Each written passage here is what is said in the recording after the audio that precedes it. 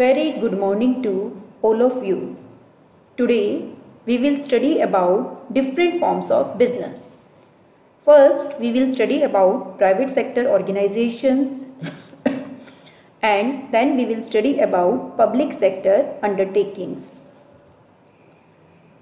Different forms of private sector organizations. It can be number 1, sole proprietorship. It can be in the form of partnership, it can be in the form of cooperative society, joint Hindu family that exists only in our country, or it can be in the form of joint stock company. And joint stock company, it can be of two types. Either it can be private limited or it may be a public limited. First we will start with the sole proprietorship.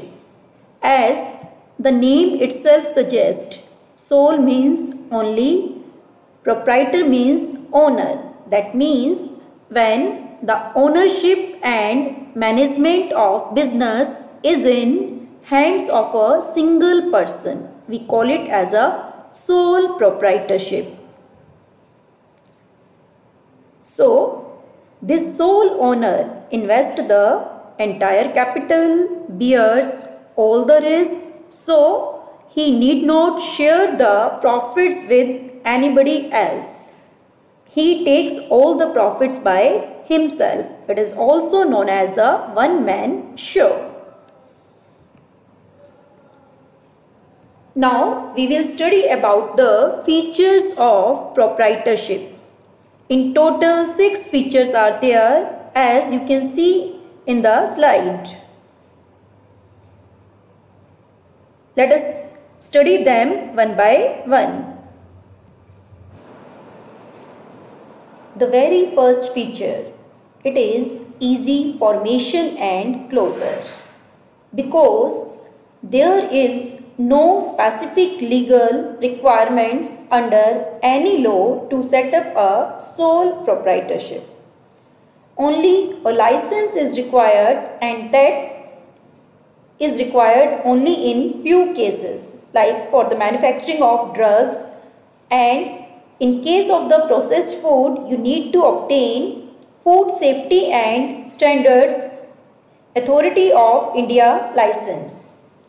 Retail activities, such as if you want to sell grocery items, household goods or any other goods that you can easily carry on without undergoing any such legal formality. Second feature, unlimited liability. That means in the eyes of law, business and businessman both are same. So, in case liabilities of the business, these cannot be met out of the business assets, then personal assets of the proprietor can be used for meeting the business obligations.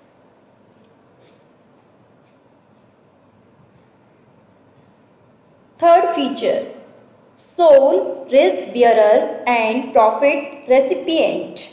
That means the whole risk of the business that is being borne by the owner himself. So, whatever profits will be earned, that will belong to the owner.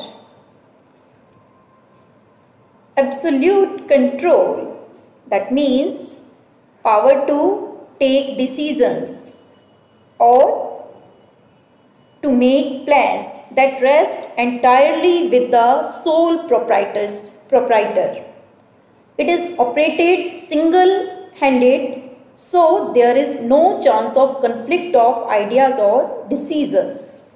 Whole control of the business, it is centralized in the hands of a proprietor. No separate entity. That means in eyes of law, both business as well as businessman are one and the same. Lack of continuity. The sole proprietorship business, it is owned and controlled by one person. So, in case of death, insanity or bankruptcy of the sole proprietor, it will directly affect the existence, it will directly affect the continuity of the business.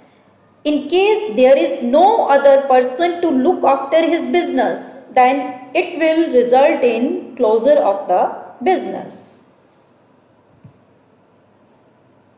Now we will study about merits of sole proprietorship.